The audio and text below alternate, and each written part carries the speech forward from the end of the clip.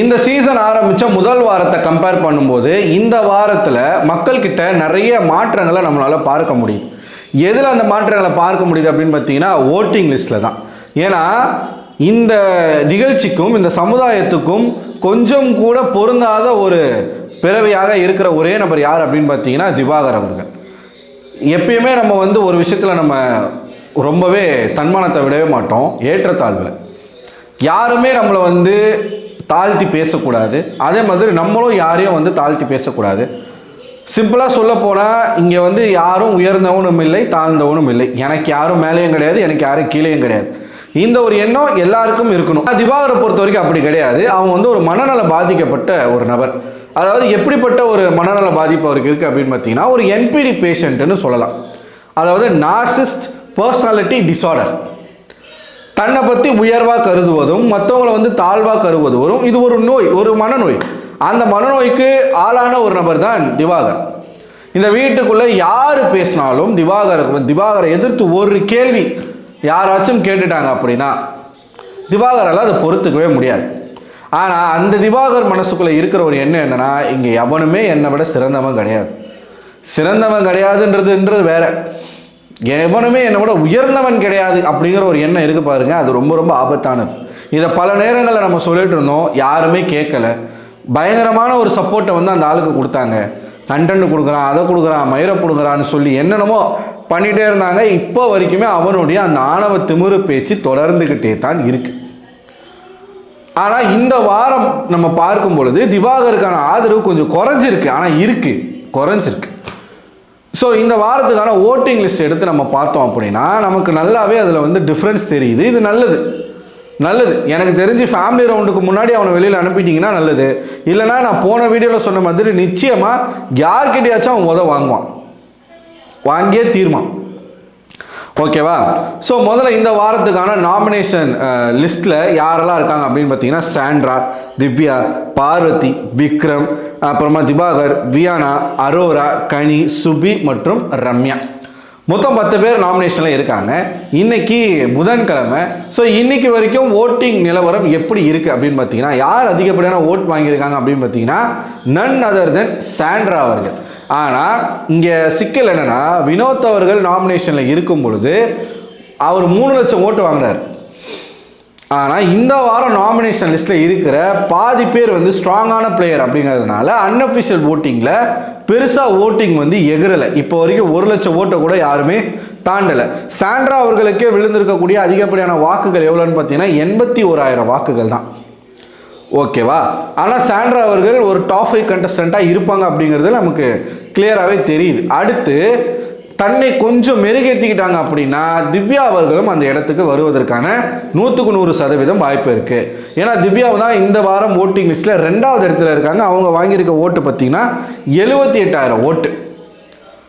So சாண்ட்ராவை compare பண்ணும்போது கொஞ்சம் தான் கம்மியாக இருக்காங்க, மேலே கீழே போயிட்டு இருக்காங்க. திவ்யா கிட்ட இருக்கக்கூடிய சின்ன சின்ன விஷயங்களை சரி செஞ்சுக்கணும். இந்த வாரம் அவங்க பெருசாக அவங்களுக்கு ஸ்கோப்பே இல்லை. இந்த வாரம் பெர்ஃபார்ம் பண்ணுறதுக்கான எந்த விதமான இடமும் இல்லை. ராஜகுரு பதவியை கொடுத்துட்டாங்க. ராஜகுரு சொல்கிறத யாரும் கேட்க மாட்டுறாங்க. நேற்று கானா வினோத்து கேட்கல, இன்னைக்கு விக்கல்ஸும் பெருசாக ராஜகுருவுக்கு ஒரு ஸ்கோப் கொடுக்கல. ஓகேவா? 78,000 ஓட்டு வாங்கியிருக்காங்க. அடுத்து பார்த்தீங்கன்னா 3வது மற்றும் 4ஆம் இடம். இதில் 2 பேருக்கு நடுவில் போட்டி போய்கிட்டு இருக்கு. ஒருத்தர் மேலே கீழேன்னு போயிட்டு வந்துக்கிட்டு இருக்காங்க. யாருன்னு பார்த்தீங்கன்னா பார்வதி மற்றும் விக்ரம். ஸோ இவங்க 2 பேருக்கு விழுந்திருக்கக்கூடிய ஓட்டு பார்த்தீங்கன்னா 69,000 ஓட்டு. இதில் இப்போ மேலே விக்கல்ஸ் இருக்காரு. பார்வதியோட ஒரு 300-400 ஓட்டு கூட இருக்கார். மேலே கீழே 2 பேரும் போயிட்டு வந்துக்கிட்டு இருக்காங்க. ஸோ இது நமக்கு ஃபைனலாக வெள்ளிக்கிழமை தெரிஞ்சிடும் யார் இருக்க போகிறாங்கன்னு சொல்லிட்டு. அடுத்து பார்த்தீங்கன்னா திவாகர். இதுக்கு தான் நான் முன்னாடி ஒரு இன்ட்ரோ கொடுத்துருந்தேன். இந்நேரம் முதல் வாரமாக இருந்திருந்தா திவாகர் தான் டாப்பில் இருந்திருப்பான். ஆனால் போக போக போக போக மக்கள் அவனை புரிஞ்சிக்க ஆரம்பிச்சிருக்காங்க. அவன் எப்படிப்பட்ட ஒரு கேவலமான ஒரு பிறவி அப்படிங்கிறது மக்கள் யோசிக்க ஆரம்பிச்சிருக்காங்க. அதனால் பெருமளவான வாக்குகள் அவனுக்கு குறைஞ்சிருக்கு. எப்படி சொல்கிறான் அப்படின்னா 4வது இடத்துல இருக்கக்கூடிய பார்வதி வாங்கியிருக்கிற ஓட்டு 69,000. 5வது இடத்துல இருக்கக்கூடிய திவாகருடைய ஓட்டு எவ்வளோன்னு பார்த்தீங்கன்னா 37,000 ஓட்டு. ஸோ கிட்டத்தட்ட பாதி ஓட்டு அவர் கம்மியாக இருக்கார். பார்வதி திவாகரை விட 2 மடங்கு வந்து கூட ஓட்டு வாங்கியிருக்காங்க. ஸோ அவ்வளோதான் மக்களுடைய ஆர்வம் வந்து திவாகர் மேலே இருக்குது. இன்னமும் அவருக்கு வந்து ஓட்டுகள் விழுந்துக்கிட்டு இருக்கு அப்படின்னா அது வந்து அவர் சார்ந்த சமுதாய வாக்குகள் சிலது இருக்குது. நான் பெருமளவு சொல்லலை. இன்னும் சிலர் வந்து அவன் இன்னமும் கண்டென்ட் கொடுக்குறான்னு நம்பிக்கிட்டு இருக்காங்க. அவங்க எல்லாரும் ஓட்டு போடுறாங்க. பட் பர்சன்டேஜ் வைஸ் வந்து அவங்களுடைய எண்ணிக்கை குறைஞ்சிருக்கு. வேறு பெட்டர் பிளேயரை வந்து தேடி போயிட்டாங்க அப்படிங்கிறத நம்மளால் புரிஞ்சிக்க முடியுது. அடுத்து பார்த்தீங்கன்னா வியானா அவர்கள் வாங்கியிருக்கக்கூடிய ஓட்டு வந்து 32,000 ஓட்டுகள் வந்து வாங்கியிருக்காங்க. அதுவும் கம்மி தான். அதுக்கப்புறமா பார்த்தீங்கன்னா அரோரா சின்க்ளேர். நான் இந்த வாரம் அரோரா தான் போவாங்கன்னு நினச்சேன். பட் அரோரா வந்து கொஞ்சம் முன்னேறிக்கிட்டே போய்கிட்டு இருக்காங்க. 28,000 ஓட்டு. இந்த வாரம் தான் அரோரா வந்து கொஞ்சம் பேசியிருக்காங்க.